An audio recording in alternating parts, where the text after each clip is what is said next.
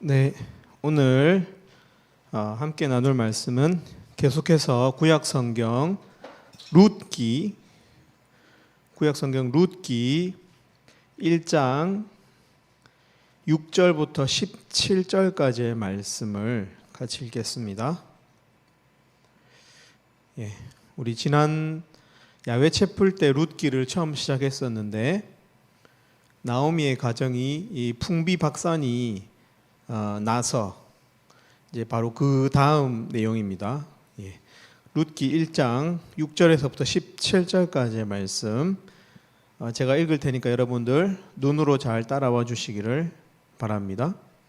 그 여인이 모압 지방에서 여호와께서 자기 백성을 돌보시사 그들에게 양식을 주셨다 함을 듣고 이에 두 며느리와 함께 일어나 모압 지방에서 돌아오려 하여 있던 곳에서 나오고 두 며느리도 그와 함께하여 유다 땅으로 돌아오려고 길을 가다가 나오미가 두 며느리에게 이르되 너희는 각기 너희 어머니의 집으로 돌아가라. 너희가 죽은 자들과 나를 선대한 것 같이 여호와께서 너희를 선대하시기를 원하며 여호와께서 너희에게 허락하사 각기 남편의 집에서 위로를 받게 하시기를 원하노라 하고 그들에게 입맞춤에 그들이 소리를 높여 울며 나오미에게 이르되 아니니이다. 우리는 어머니와 함께 어머니의 백성에게로 돌아가겠나이다 하는지라. 나오미가 이르되 내 딸들아 돌아가라. 너희가 어찌 나와 함께 가려느냐. 내 태중에 너희의 남편 될 아들들이 아직 있느냐. 내 딸들아 되돌아가라. 나는 늙었으니 남편을 두지 못할지라. 가령 내가 소망이 있다고 말한다든지 오늘 밤에 남편을 두어 아들들을 낳는다 하더라도 너희가 어찌 그들이 자라기를 기다리겠으며 어찌 남편 없이 지내겠다고 결심하겠느냐. 내 딸들아 그렇지 아니하니라. 여호와의 손이 나를 치셨으므로 나는 너희로 말미암아 더욱 마음이 아프도다 하매 그들이 소리를 높여 다시 울더니 오르바는 그의 시어머니에게 입 맞추되 룻은 그를 붙쫓았더라. 나오미가 또 이르되 보라 내 동서는 그의 백성과 그의 신들에게로 돌아가나니 너도 너의 동서를 따라 돌아가라 하니 룻이 이르되 내게 어머니를 떠나며 어머니를 따르지 말고 돌아가라. 강권하지 마옵소서. 어머니께서 가시는 곳에 나도 가고 어머니께서 머무시는 곳에서 나도 머물겠나이다. 어머니의 백성이 나의 백성이 되고 어머니의 하나님이 나의 하나님이 되시리니. 함께 읽겠습니다. 17절 시작. 어머니께서 죽으시는 곳에서 나도 죽어 거기 묻힐 것이라. 만일 내가 죽는 일 외에 어머니를 떠나면 여호와께서 내게 벌을 내리시고 더 내리시기를 원하나이다 하는지라. 아멘. 네, 우리 지체들 여러분들은 여러분이 가진 자산이 무엇이 있습니까? 주식이라도 한 주 가지고 있습니까? 네. 아니면 청약한 아파트가 있습니까, 여러분? 이러한 자산들을 유형 자산이라고 부릅니다. 실체를 가진 자산을 말하는 것입니다. 에셋. 토지나 건물이 대표적으로 유형 자산에 해당합니다. 눈에 보이는 실체로서의 자산을 말하는 것입니다. 토지나 건물뿐만 아니라 일자리를 가진 사람도 유형 자산이라고 할 수 있습니다. 고정된 노동을 통한 어떤 소득이 기대되는 것, 유형 자산이라고 할 수 있습니다. 왜냐하면 이런 것들은 수익이 창출될 것으로 기대가 되고 또 실제로 그 내재 가치가 있는 것들이기 때문에 그렇습니다. 부동산, 노동력은 대표적인 유형 자산들입니다. 여러분, 반면 눈에 보이지 않는 자산도 있습니다. 이것을 무형 자산이라고 부릅니다. 눈에는 보이지 않지만 잠재적으로 경제적 효익을 얻을 것으로 기대되는 자산을 무형 자산이라고 부릅니다. 어떤 예가 있을까요? 브랜드 가치들이 대표적인 예입니다. 여러분, 우리가 물건을 살 때 확실히 그 물건에 대한 정보가 없을 때 어떻게 하죠? 그 회사를 보고 사죠, 그죠? 콜라, 아무 콜라는 안 먹고 콜라 먹고, 그죠? 펜 콜라 먹고 그런 거죠. 이런 땡땡 패드 그냥 묻지도 따지도 않고 사잖아요, 그죠? 그런 거 다 이렇게 그 기업이 가지고 있는 네임 밸류 때문에 그렇죠. 그럼 그 기업은 확실히 이렇게 수치화할 수 없는, 유형화할 수 없는 무형의 어떤 존경심, 그 기업을 향한 우리들의 어떤 존경, 칭찬 이런 것들을 다 무형 자산이라고도 볼 수 있습니다. 그 기업의 사회적 이미지를 무형 자산이라고 볼 수 있는데요. 오늘 본문에 보면 유형의 자산을 완전히 잃어버린 한 가정이 나옵니다. 나오미의 가정이죠. 룻기 1장 1절에 보면은 그 땅에 흉년이 들었다라고 기록하고 있는데, 그래서 이 나오미의 가정은 흉년이 들었다라고 성경이 기록을 하고 있고, 그래서 그 가정이 모압 지방에 거류했다라고 말하고 있거든요. 무엇을 의미할까요? 흉년과 이 가정이 그들의 고향인 베들레헴이 아니라 모압 지방에서 살았음이, 흉년과 모압 지방에 거류한 것이 어떤 깊은 인과관계가 있음을 말해주고 있는 것입니다. 그러니까 이 가정은 지독한 흉년의 영향으로 고향을 떠나야 했음을 말하는 것입니다. 고향의 토지와 고향의 집, 건물에 심각한 영향을 받았음을 우리가 예상해 볼 수 있습니다. 그 거주지가 바뀌었으니까요. 그러니까 이 가정의 1호 유형 자산이라고 할 수 있는 부동산에 큰 타격을 입었음을 우리는 예상해 볼 수 있습니다. 또 1장 3절에서 나오미의 남편 엘리멜렉이 죽었다라고 기록을 하고 있고요. 또 1장 5절에서는 더 나아가서 그 두 아들들인 말론과 기럐이 다 죽었다고 기록을 하고 있습니다. 당시에는 지금보다 남성의 일하는 사람으로서의 지위가 더 강했던 시기였습니다. 그래서 혼자 남겨진 과부는 곧 사회적 불황자가 되는 것을 의미했습니다. 그러니까 과부들을 구제해야 할 것을 성경에서 이렇게 기록하고 있죠. 그러니까 이 가정에서 일하는 노동력이 사라진 것입니다. 엘리멜렉, 말론, 기럐이 다 죽은 것입니다. 이 가정의 유형 자산이라고 할 수 있는 노동력이 완전히 상실되었음을, 그리고 부동산이 완전히 상실되었음을 알 수가 있습니다. 거지가 된 것이죠. 근데 여러분, 이렇게 완전히 패가 망신한 이 나오미의 가정이 극적으로 그 거린에서 부자로 바뀌는 키워드가 되는 구절은 1장 6절일 것입니다. 우리 1장 6절을 한번 같이 읽어보도록 하겠습니다. 1장 6절 시작. 그 여인이 모압 지방에서 여호와께서 자기 백성을 돌보시사 그들에게 양식을 주셨다 함을 듣고 이에 두 며느리와 함께 일어나 모압 지방에서 돌아오려 하여. 여러분, 재미있는 표현이 나옵니다. 지금 나오미와 두 며느리가 남았습니다. 나오미와 오르바와 룻이라고 하는 세 여자가 남았는데, 아마 베들레헴에 다시 흉년이 끝나고 풍년이 들었던 것 같아요. 그죠? 풍년이 들었는데 이것을 성경은 이렇게 기록하고 있습니다. 그 여인이 모압 지방에서, 그러니까 타국살이를 하고 있죠. 모압 지방에서 보세요. 풍년을 이렇게 기록하고 있습니다. 여호와께서 자기 백성을 돌보시사 그들에게 양식을 주셨다 함을 듣고. 여러분, 이것은 만약에 뉴스 기사로 정보를 전달하는 뉴스 기사로 기록한다면 베들레헴에 몇 년의 기근이 끝나고 풍년이 들었습니다, 뭐 이렇게 기록을 해야 됩니다. 근데 성경은 이 룻기를 기록한 성경의 기자도 이렇게 보고 있는 거예요.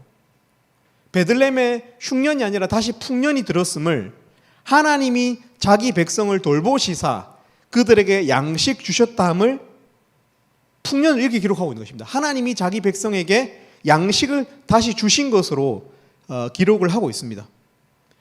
여기에 나오는 나오미도 이 소식을, 이 풍년의 소식을 단지 정보로만 듣지 않았습니다. 이렇게 환경에 대한 정보가 포함된 소식을 나오미는 믿음으로 해석하고 있습니다. 하나님께서 자기 백성을 돌아보셨다. 그래서 그 하나님께서 자기 백성을 돌아보시는 그 징표로서 풍년이 들었다라고 이야기하고 있습니다. 여러분, 결론적으로 말씀드리면 나오미의 가정은 거대한 큰 부자가 됩니다. 근데 왜 부자가 될 수 있었을까요? 왜 잃었던 유형 자산을 다 되찾게 될까요? 무형 자산 때문입니다. 그 무형 자산은 뭡니까? 아무것도 없는 이 가정이 풍년을 그냥 단지 아유 배 아프다, 베들레헴에 내가 떠나온 베들레헴에 지금 엄청 주가가 올랐구나, 부동산이 엄청 좋아졌구나, 풍년이 들었구나, 이렇게만 본 게 아니고 하나님께서 자기 백성을 지금 돌아보시는구나 라고 믿음으로 해석하는 거예요. 여러분, 이 믿음이 바로 무형자산입니다. 이 믿음이라고 하는 이 무형자산을 이 나오미가 아직도 가지고 있기 때문에 다시 베들레헴으로 돌아갈 결심을 하고요. 그래서 이 믿음이라는 무형자산 때문에 잃었던 유형자산을 실제로 눈에 보이는 이 물체로서의 자산을 갖게 되는 그런 계기가 되니까 1장 6절은 매우 중요한 구절이죠. 그죠? 여러분 생각해 보세요. 이 여자는 남편이 죽었습니다. 두 아들도 죽었습니다. 가정이 풍비박산이 났습니다. 그렇다면 이 정도 되면은 우울증에 빠지고 절망만 하면서 시간을 보내도 충분히 이해가 갈 만한 그런 상황입니다. 그러나 이 여자 나오미는 믿음이라는 무형자산을 가진 사람이었습니다. 그래서 절망의 순간에도 남겨진 사람으로서 하나님의 사람들을 돌보신다는 믿음을 가진 여자였습니다. 어쩌면 이들이 남겨진 이유는 하나님의 은혜를 위함인지도 모릅니다. 그러나 하나님의 은혜는 어떤 사람이 누리게 됩니까? 믿음을 가진 사람이 누리게 되는 거예요. 환경을 그냥 보면서 같이 중립적으로만 보는 게 아니고 하나님께서 혹시 이런 인도하심 가운데 혹시 우리 가정을 돌아보는 것은 아닌가라고 하는 이런 그냥 우연히 발생한 사건을 믿음으로 볼 수 있는 시각이 있어야 한다는 거예요. 여러분, 이 여자는 남편도 죽고 아들들도 죽고 아무것도 없어 보입니다. 그러나 남은 것이 있었습니다. 그것은 풍년을 단지 그냥 다른 이웃들의 잘 되는 어떤 사건으로 보는 것이 아니고 가치 중립적인 사건으로 보는 것이 아니고 하나님께서 하나님의 백성을 보호하시는 믿음의 해석으로 볼 수 있는 이렇게 믿음을 가진 그것이 바로 나오미에게 남은 것이었습니다. 그것을 그렇게 받아들일 수 있는 그 정보를 그렇게 받아들일 수 있는 마음, 이 무형자산이라고 할 수 있죠. 그죠? 이 믿음은 보이지 않는 의미부여 해석일 수도 있지만 그것을 실제로 받아들이고 붙잡는 사람에게는 실제 복이 임한다는 것이 룻기의 메시지인 것입니다. 여러분, 바로 이 믿음, 환경을 믿음의 눈으로 해석할 수 있는 이 안목이 나오미가 가진 무형자산이었고 이 무형자산으로 말미암아서 유형자산을 회복하게 된 것입니다. 여러분, 나오미는 이제 돌아가려고 하고 있습니다. 보세요. 6절. 이것을 다 듣고 나서 돌아오려 하여 베들레헴으로 모압에서 베들레헴으로 지금 돌아가려고 하고 있습니다. 여러분, 베들레헴이라고 하는 이 이름은요, 어떤 이름인지 압니까? 베들레헴.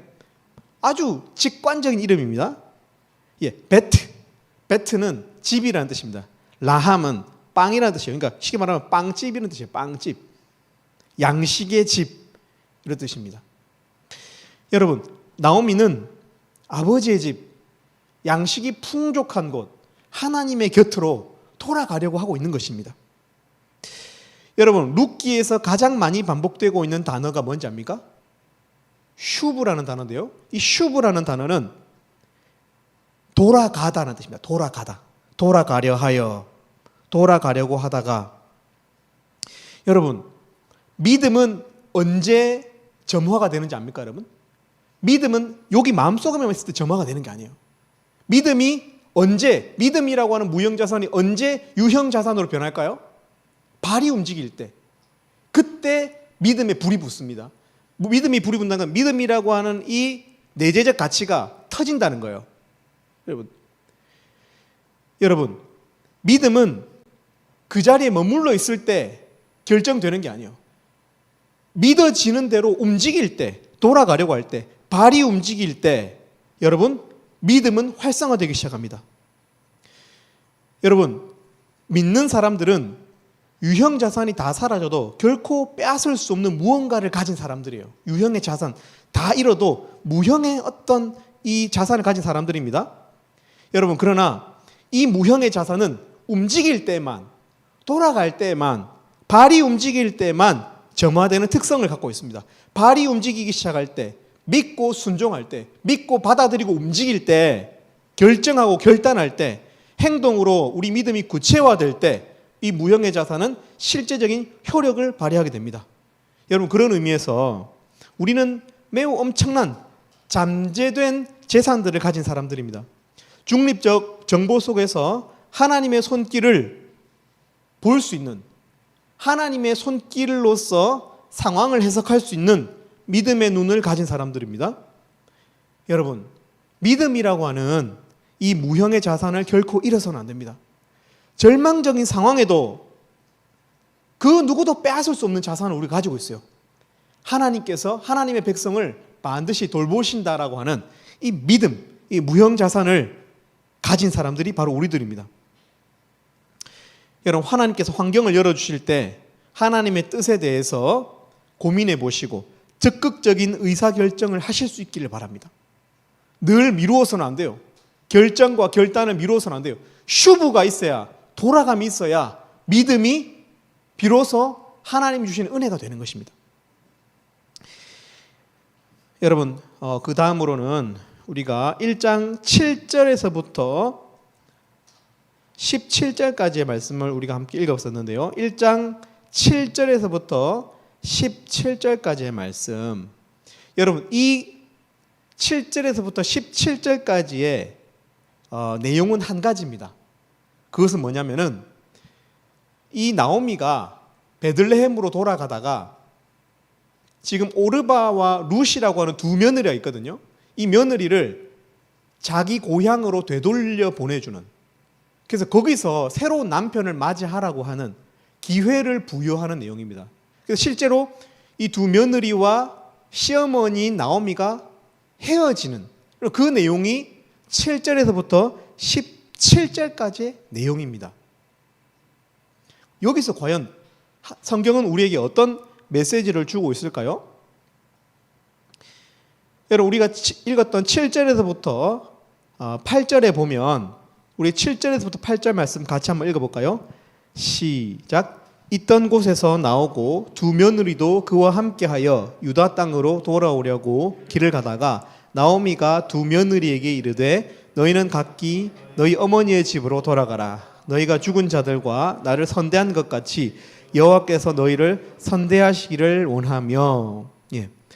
나오미는 이제 그의 두 며느리인 오르바와 룻을 데리고 유다 땅 베들레헴으로 돌아오고 있습니다. 근데 여기 보면은 길을 가다가 이 세 여인이 그 길을 가다가 7절에 보면은 길을 가다가 이 두 며느리에게 나오미는, 시어머니인 나오미는 친정으로 돌아갈 기회를 주고 있습니다. 길을 가다가 라는 말이 나오는 것으로 보아서 모압 지방에서 유다 땅으로 돌아오는 이 길이 매우 길었던 것으로 보이고요. 이 길은 또 두 며느리들의 고향에, 이 며느리들은 이방 여인들이거든요.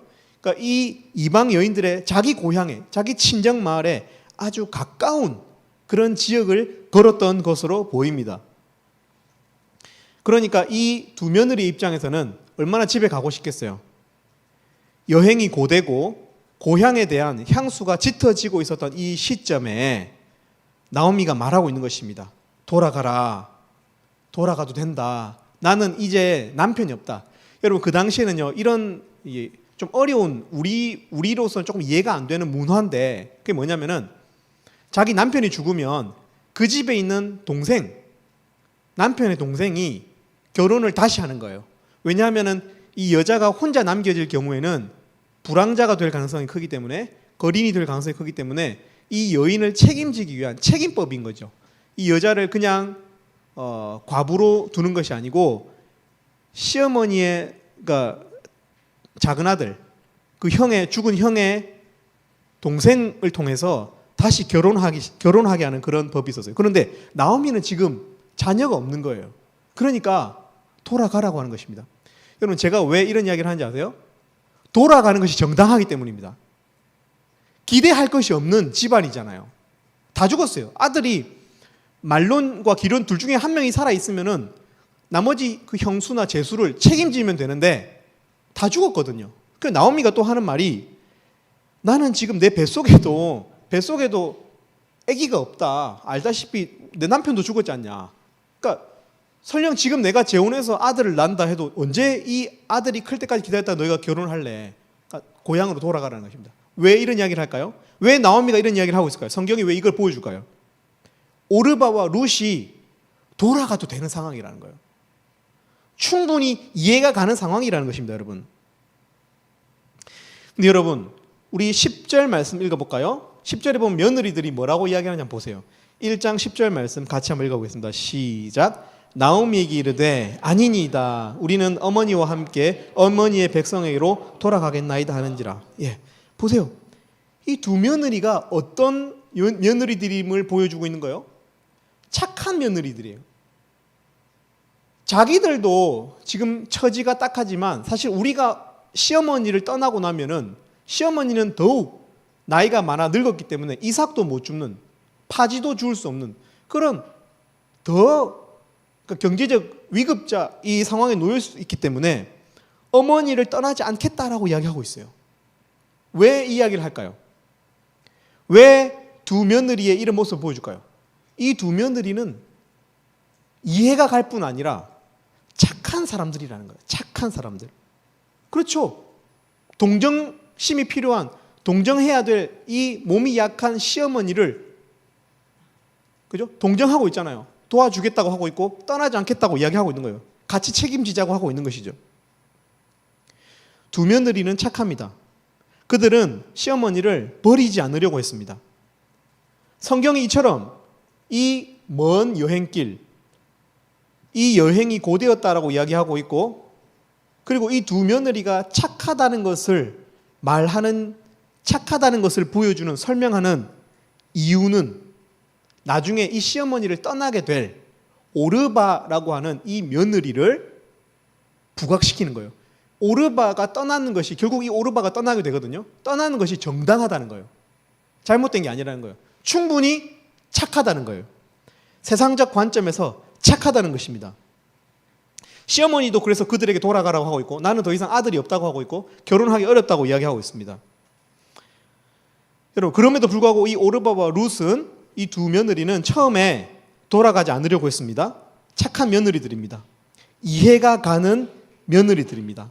오르바는 나중에 떠납니다. 그것이 그럴만하다는 것입니다.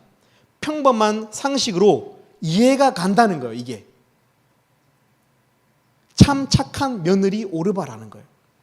비록 나중에 떠나게 되지만, 결국 고향으로 돌아가지만 이해가 불가능한 사람이 아니라는 것입니다. 여러분, 그러나 오르바의 이러한 착함, 이해가 가능함은 그래서 이 상황에서도 시어머니를 떠나지 않는 룻을 더욱 특별하게 만들고 있어요. 무슨 말인지 아시겠습니까? 오르바가 아주 착하고 이해가 가는 사람이라는 것을 이렇게 오랫동안 설명을 하는 이유는 뭡니까? 충분히 떠나도 되는 룻이 떠나지 않는 것은 단지 착한 게 아니라는 거예요, 여러분. 룻의 믿음을 특별하게 만들고 있는 것입니다. 룻은 그래서 이해가 가능한 범주를 넘어가고 있어요. 착함의 범주, 세상적으로 봤을 때 충분히 이해가 가는 이 며느리의 범주를 넘어가고 있어요. 그러니까 룻은 착한 사람이 아니죠. 룻은 물론 착한 범주에도 들고 있어요. 그죠? 며느리가 이렇게 자기가 이제 시어머니를 끝까지 버리지 않고 공양하려고 하는, 이것은 착한 범주에 들어가죠. 그죠? 그러나 그 범주를 넘어간다는 거예요, 룻은. 그러면 룻은 어떤 사람이에요? 특별한 사람이에요. 여러분 잘 들으십시오. 믿는다는 것은 단지 착한 것이 아니에요. 믿는 것은 아주 특별한 거예요. 여러분, 우리 마지막으로 1장 16절에서부터 17절, 룻이 자기 어머니를 떠나지 않으면서 하는 이 말을 한번 들어보겠습니다. 룻이 왜 떠나지 않는지. 자, 1장 16절에서부터 17절까지의 말씀 같이 한번 읽어보도록 하겠습니다. 시작. 룻이 이르되 내게 어머니를 떠나며 어머니를 따르지 말고 돌아가라 강권하지 마옵소서. 어머니께서 가시는 곳에 나도 가고 어머니께서 머무시는 곳에서 나도 머물겠나이다. 어머니의 백성이 나의 백성이 되고 어머니의 하나님이 나의 하나님이 되시리니 어머니께서 죽으시는 곳에서 나도 죽어 거기 묻힐 것이라. 만일 내가 죽는 일 외에 어머니를 떠나면 여호와께서 내게 벌을 내리시고 더 내리시기를 원하나이다. 여러분, 룻이 왜 나오미를 떠나지 않습니까? 나오미 때문입니까? 아니에요. 16절에서부터 17절에 나오는 이 룻이 자기 시어머니를 떠나지 않는 이유는 하나님 때문에, 하나님 때문에. 하나님. 변수가 이건 거죠. 여러분, 룻의 동서인 오르바는 착하고 이해가 가능한 사람이었습니다. 그래서 룻은 이해가 사실은 불가능한 사람입니다. 특별한 사람입니다. 왜 그렇습니까? 룻을 이렇게 특별한 착함으로 우리가 충분히 도덕적인 사람들이 될 수 있죠. 이 세상에서. 그죠? 그러나 이 세상이 말하고 있는 이 착함의 범주가 성경에서 말하는 그런 인재상이 아니에요. 단지 믿지 않는 사람보다 좀 더 도덕적인 사람이 되라, 착한 사람이 되라는 게 아니에요. 성경이 보여주고 있는 이 믿음의 사람은 아주 특별한 사람입니다. 왜냐하면 룻은 하나님에 대한 믿음을 이미 가진 사람이거든요. 그래서 시어머니의 하나님을 믿는 믿음으로 시어머니와 함께 하기를 원하고 있습니다. 믿음은, 우리가 가진 믿음은 이처럼 이해가 가능한 영역이 아닙니다. 특별한 영역에 있는 것이 믿음입니다. 믿음은 상식적이지 않습니다. 여러분 보세요. 룻이 말하면서 뭘 운운하고 있어요? 막 죽고 사는 문제를 이야기하고 있어요. 내가 만약에 죽는 일 외에 어머니를 떠나면은 하나님께서 나에게 벌을 내리기를 원한다. 이렇게 이야기하고 있거든요. 룻은 생명을 운운하고 있는 거예요. 믿음은 생명의 가치인 것이죠, 여러분.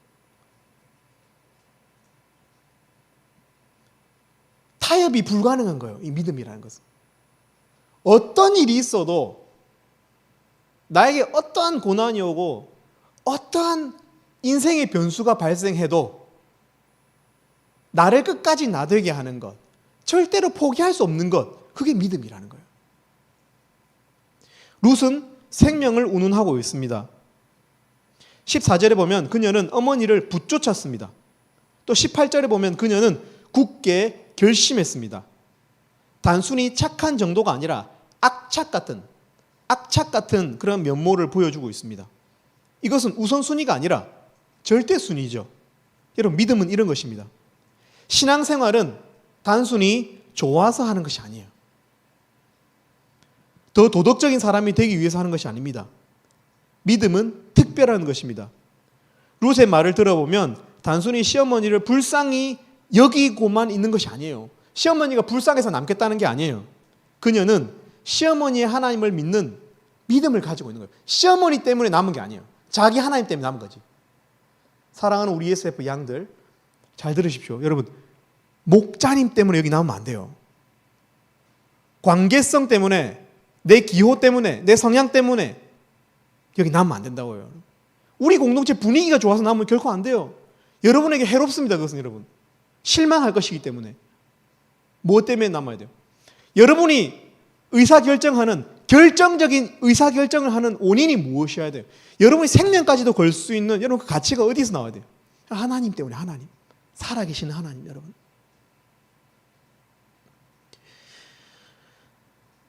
룻이 나오미에게 딱 달라붙어 있는 것은 곧 하나님께 달라붙어 있는 것입니다. 룻은 나오미 때문에 남은 게 아니에요. 하나님 때문에 남은 것이지.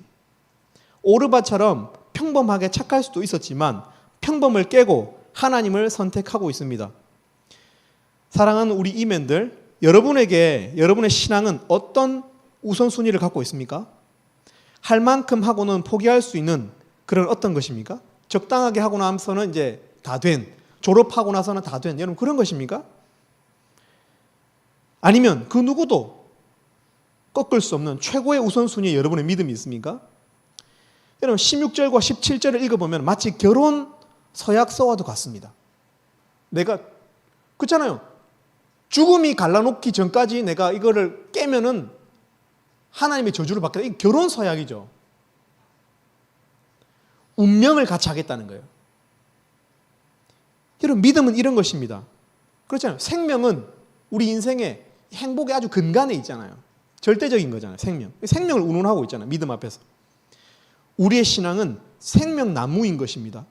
하나님을 선택하는 것은 착하고 바른 성품 그 이상의 어떤 것입니다. 여러분. 절대 포기할 수 없는 것이라는 말입니다. 룻처럼 생명과 죽음을 운운할 수 있는 것이 신앙입니다. 믿음을 포기할 바에는 죽는 것이 낫다는 마음이 우리 사랑하는 지체들에게 있기를 바랍니다.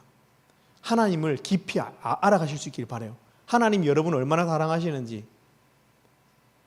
우리 부모도 책임질 수 없는 우리의 죽음 앞에서 여러분 하나님이 마지막 순간에 우리 손을 잡아주실 거라는 여러분 그 믿음을 가지셔야 돼요. 절대적인 믿음 말이에요. 그래서 마음에 언제나 안식이 있어야 돼요. 믿는 사람들은. 물론 쫓기죠. 우리 마음이 늘 쫓기고 상황의 변화 속에서 관계의 파괴 속에서 여러 가지 어려움 속에서 우리 마음에 안식이 없을 수 있어요. 막 힘들 수 있죠. 그러나 여러분 근원적인 안식 있어야 된다. 하나님을 향한 절대적 믿음이 있어야 한다는 거예요. 여러분 지금은 여러분들의 목자님이 좋아서 1:1 목자님이 좋아서 좋습니다. 이렇게 1:1 하고 하는 거 참 좋아요. 저도 그것을 추천합니다. 처음에 원래 그런 것입니다. 그러나 그 단계에서 멈추면 안 돼요. 자라야 돼요, 여러분. 독립적 신앙으로 자라야 한다고요. 어떠한 순간이 와도 여러분의 믿음을 포기해서는 안 돼요. 어떠한 순간이 와도 그 어떤 꼴을 보더라도 여러분의 믿음은 여러분 거예요. 그 사람과의 의리 때문이 아니라고요. 믿음은.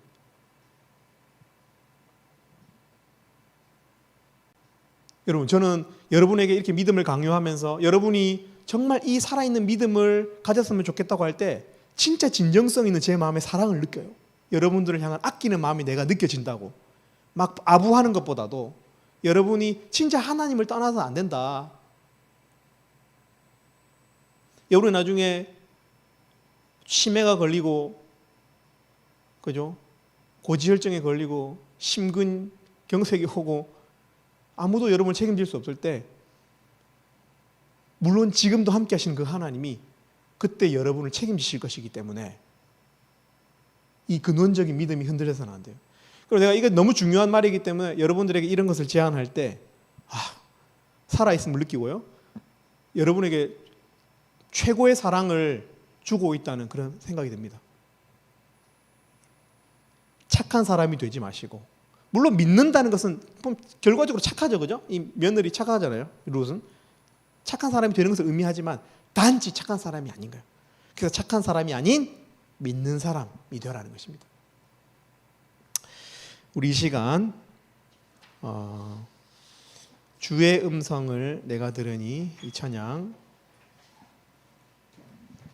함께 하나님께 올려드렸으면 좋겠습니다.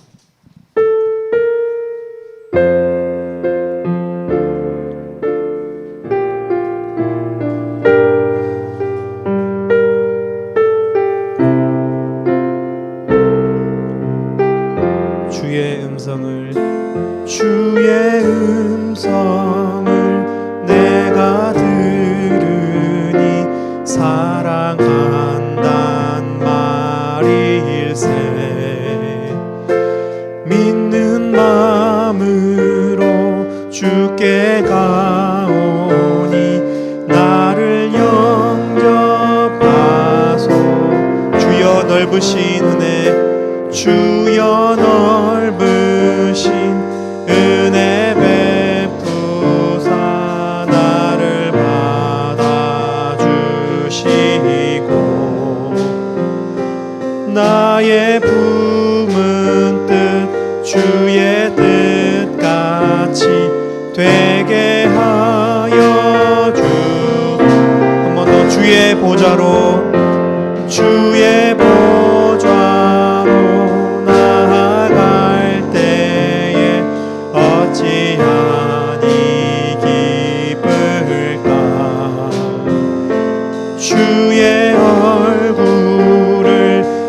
항상 되오니 더욱 친근함이.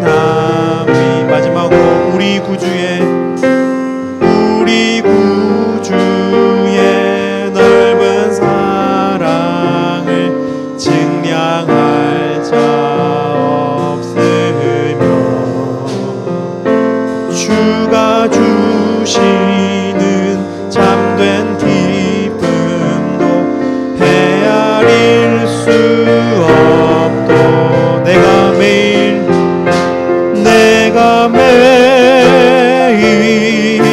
십자가 앞에 더 가까이 가오리.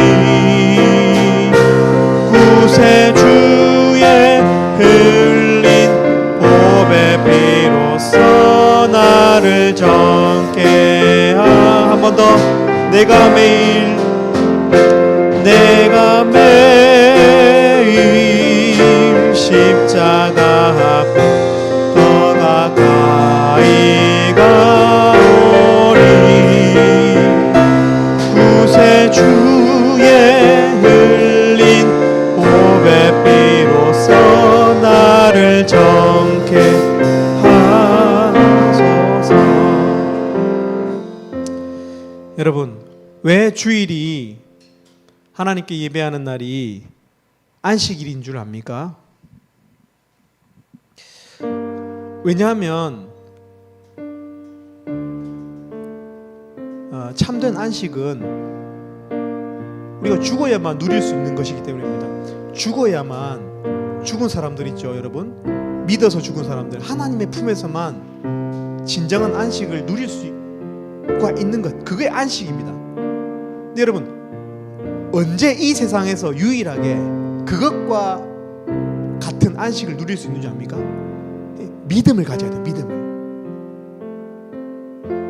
하나님께서 정말로 살아계시고 십자가 위에 예수께서 죽으시고 흘리신 보혈이 정말로 내 죄 때문임을, 내 죄의 이 저주가 씻겨졌음을, 죄의 삭시 다 지불되어서 하나님께서 우리를 영생케 하실 것을, 우리가 그의 품에 있음을 믿을 때 우리가 진정으로 안식할 수 있습니다.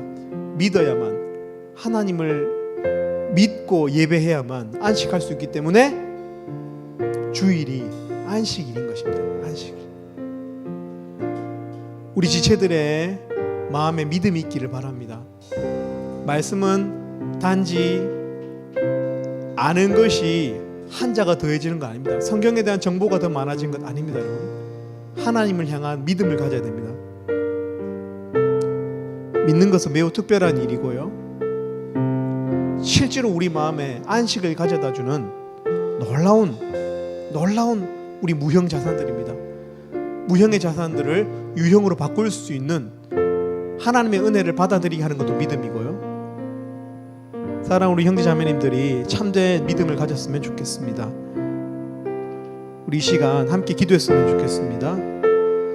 하나님 앞에 우리의 믿음을 새롭게 해달라고. 그래서 이 땅에 우리가 살아가는 동안에 하나님의 믿음을 절대로 포기하지 않고 끝까지 가장 고상한 자리에, 가장 위대한 자리, 내 이 삶의 첫 번째 보물에 하나님을 향한 믿음을 두는 우리를 되게 해달라고 기도했으면 좋겠고, 또 우리 목양의 관계들이 1대1 목양의 관계들이 지식만 더하는 그런 관계가 아니라 하나님을 함께 앙모하는, 하나님을 향한 믿음이 더해져가는, 강화되어가는 그런 축복된 관계가 되게 해달라고 우리의 1대1 목양을 위해서 특별히 시간 기도했으면 좋겠습니다. 함께 기도하도록 하겠습니다. 하나님 아버지, 우리의 연약한 믿음을 도와주시기를 원합니다. 하나님 아버지, 참으로 하나님을 향한 믿음이 없는 이 시대에 하나님, 살아계신 하나님의 얼굴을 보여주시고, 하나님 그 십자가의 이 피를 볼 때마다, 그 비비린내를 맡을 때마다 우리 영혼이 안식하는 것을 경험할 수 있도록 도와주시옵소서. 특별히 사랑하는 우리 형제자매님들 1대1 할 때, 말씀을 공부할 때 하나님 이 이 말씀이 이 영적 지식들이 정말 하나님을 향한 살아있는 이 믿음으로 이 믿음의 자산이 되는 이 정보들이 될 수 있도록 이 지식들이 될 수 있도록 하나님 축복해 주시기를 원합니다. 하나님 축복해 주시옵소서.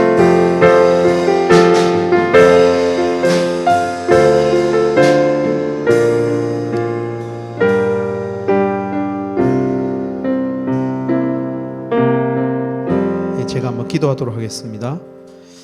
하나님 아버지 감사합니다. 오늘도 또 룻기 말씀을 통하여서 하나님 우리에게 메시지를 주시고 또 믿음이 있는 자가 되라고 말씀해 주시니 감사를 드립니다. 사랑하는 우리 형제자매님들, 하나님 참으로 하나님께서 두루 다니시며 믿는 자들을 찾으시고 또 기도하는 자들을 찾으시는 우리 하나님이신 줄을 믿는데, 하나님께서 이 회관에서 그 믿는 자들을 발견케 되는 축복이 있기를 원합니다. 하나님 아버지, 우리 가운데 하나님 향해서 믿음의 눈을 들어서 기도하는 자들이 있을 수 있도록 하나님의 마음을 시원케 해드리고 하나님 앞에 믿는 자로 서서 하나님 중보하는 자, 다른 믿지 않는 불신 영혼들을 위해서 기도하는 자로 살 수 있는 축복이 우리 형제자매들 가운데 있을 수 있도록 하나님 축복해 주시기를 원합니다. 감사합니다. 예수님 이름으로 기도 올립니다.